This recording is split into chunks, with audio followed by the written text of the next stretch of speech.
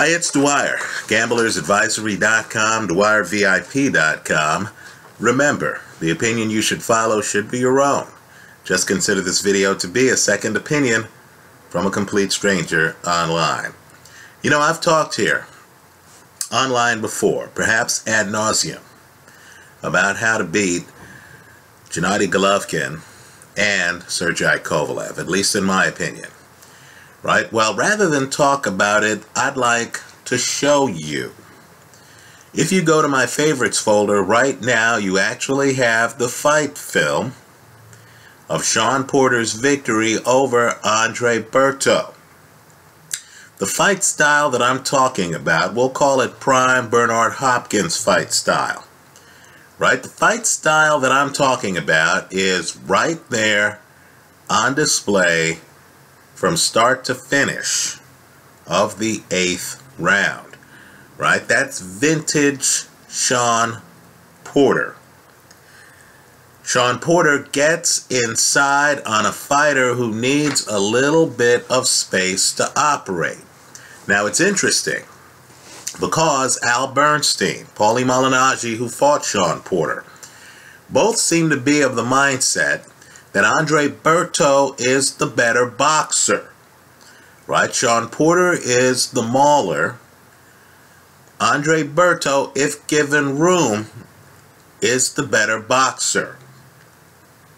The point I want to make to the crowd that analyzes fight styles, and let's remember, styles make fights, is that when you have that dynamic, the key is to take away the spacing that would allow the so-called better boxer to be the better boxer. Right? If you jump inside, like Shawn Porter does in the 8th round here, if you're able to jump inside and stay on a guy's core, especially if that guy is Golovkin, a guy who likes to extend his arms a bit, right? A guy who likes to hit you from distance, a guy who spends time working on the spacing the first 90 seconds of every fight. You'll see Golovkin look at you.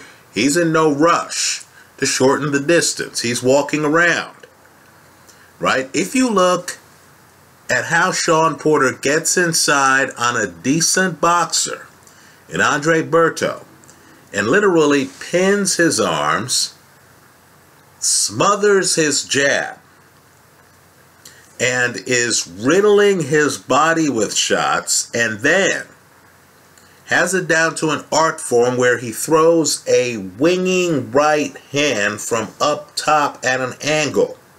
So while Berto is dealing with the guy on his core, Shawn Porter is getting off temple shots from up top.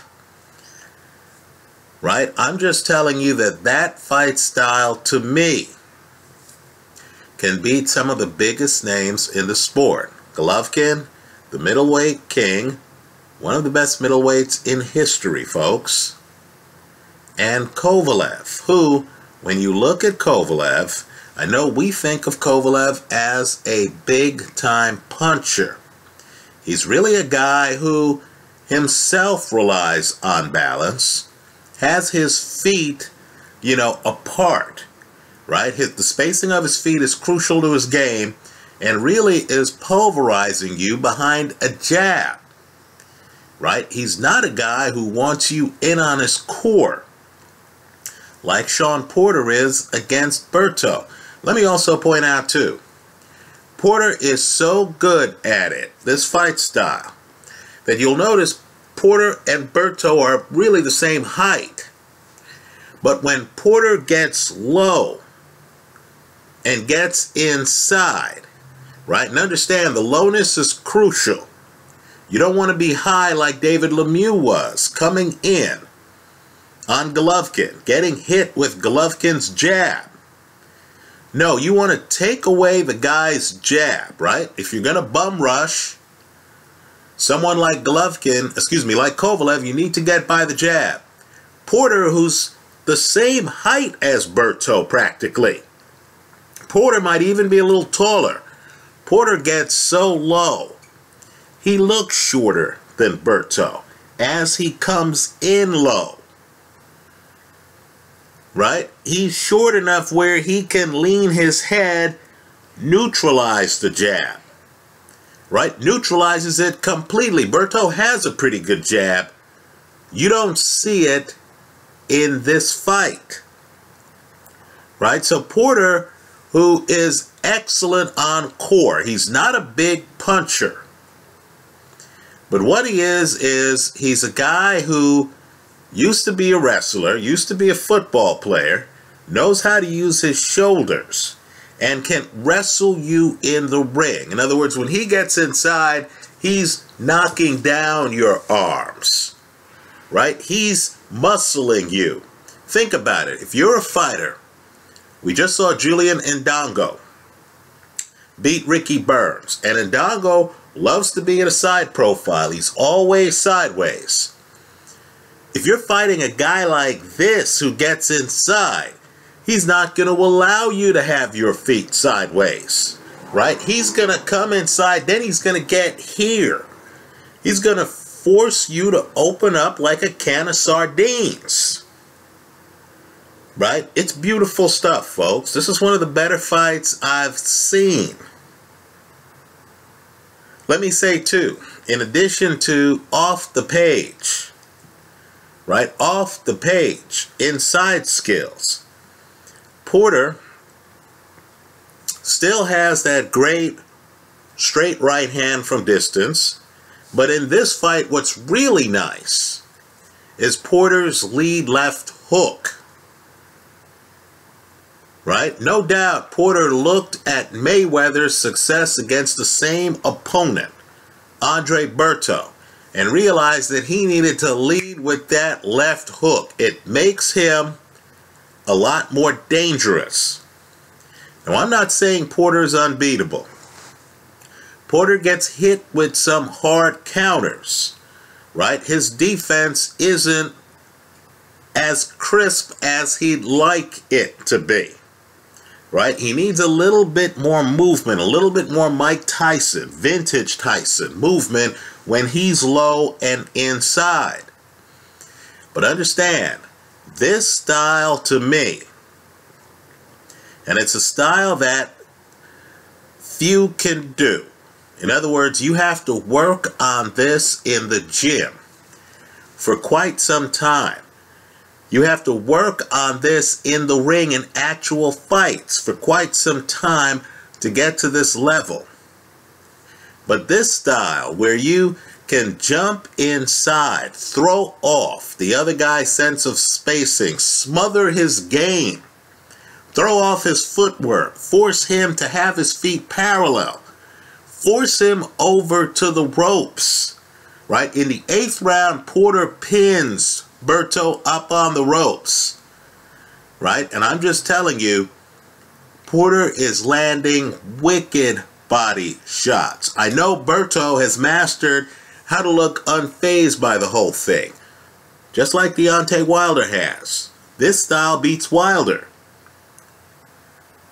Right? Because when you get that close to a guy, and you're landing that many body shots, weakening the guy, right? Just weakening the guy. And the guy can't get off anything. He doesn't have enough space to throw a hook.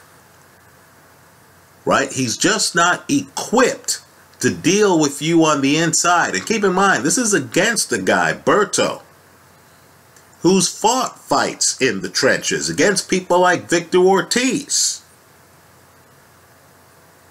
Right? Berto has been in with rough and tumble guys. I believe he fought Jesus Soto Caras. He completely didn't know how to deal with Shawn Porter. Let me also say this too.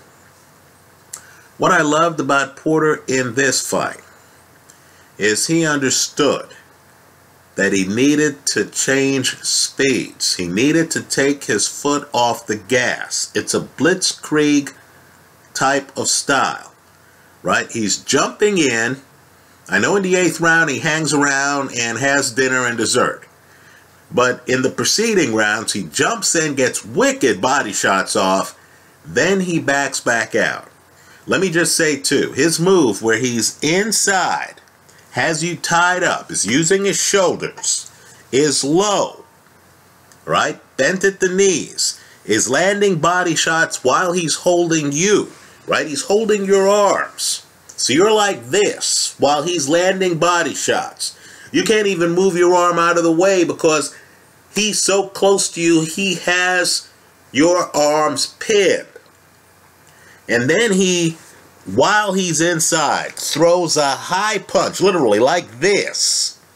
And keep in mind, because you're here trying to block him inside, because when you move your arm like this, he comes on top of it and smothers it. The shot he throws up top, 50% of the time, is going to catch you on the side of the head naked. Right? So, this is a fight where you have to have a copy. You need to write yourself a note. 8th round. Right? I know the fight stops the next round, but it's the 8th round, the fight before, where Porter completely breaks Berto. Right? Porter lands a bevy of withering body shots in that round. Understand, he's able to land the head shots in the 9th round because he's decimated Berto's body in the 8th round. Right? This 8th round is the style to beat Golovkin. And, in my opinion, to beat Kovalev. Now, the challenge out there, unfortunately, let's talk about Kovalev for a moment. Right? Andre Ward has these skills. Right? But he's going to have to, well, how do you put it? He's going to have to certainly start them much sooner. I got the feeling Ward and Virgil Hunter thought they were going to beat Kovalev on his back foot. Right? Early in their fight. That was a disaster. Right? Even the Ward side of the aisle knows Ward lost the first half of that fight. Right? My point to you, though, is a guy like Adonis Stevenson, an Emmanuel Stewart disciple, a guy who uses his legs, bounces around the ring, is really trying to set up a straight left hand. In other words, there's not much difference, folks, between Manny Pacquiao and Adonis Stevenson, right? Both have the huge left hand. Both are southpaws. Both are, outside. They don't want you too close to them. They don't want to be too close to you. Stevenson's not a guy who wants to be deep in the pocket, right? When you look at a guy like Stevenson and he's in his 30s already, or when you look at a guy like Andres Fonfara, who's tall, right? Fonfara's tall for a light heavy. These guys won't be able to get low and up on a guy's core, right? Up on a guy's chest.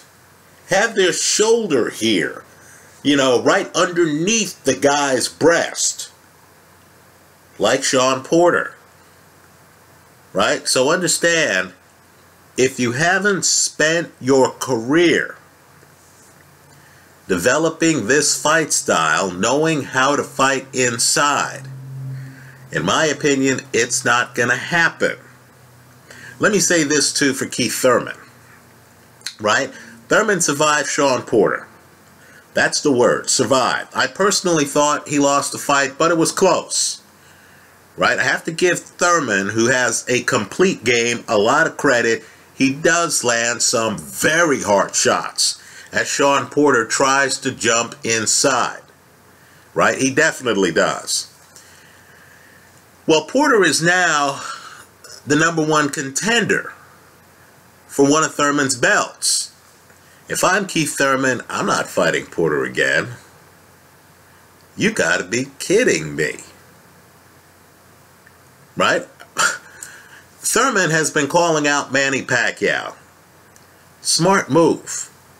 Very smart move. I think Thurman would have an easier fight against Manny Pacquiao than against Shawn Porter. Right? Thurman's calling out Errol Spence. Right? Smart move. This is if Spence gets by Kell Brook. Because if Kell Brook wins that fight, then obviously Thurman should be calling out Kell Brook. Right? My point to you, though, is take Errol Spence. Errol Spence is great inside, but it's a different kind of inside game than Shawn Porter's. Right? Shawn Porter is literally wrestling with you. Think of your torso. Shawn Porter is up on it. He's between you and your own arms. You can't raise him. Right? He's wrestling with you. To me, that's the style that beats Golovkin. Errol Spence, by contrast, gets up close. But he's pivoting. So Errol Spence, core-wise, isn't using his body the same way as Shawn Porter is. If I'm Keith Thurman, I'd prefer to fight, and the boxing public's not going to know the difference. I'd prefer to fight unification matches. And understand, the minute you sign for a unification match, they could strip you of your belt. Right? If Manny Pacquiao has a belt, great. I signed to fight Manny. I have political cover. I can say, look, man, I fought Shawn Porter. Who's going to accuse me of avoiding a guy I've already beaten? Right? I want to be the best I can be. Now I'm fighting the other champ. Isn't Manny Pacquiao a legitimate opponent? Isn't Errol Spence or Kell Brook, whoever wins that fight, a credible opponent? Right? If I were advising Keith Thurman, my suggestion would be, player, don't cross the street to walk toward Shawn Porter. Right? We fought Porter. We're going to stay on our side of the street now. Right? Because this fight style is a problem for even a complete fighter like a Keith Thurman. Right? Keep an eye on Shawn Porter. Right? He's undervalued still. Let me go one step further. I know Porter is a welterweight.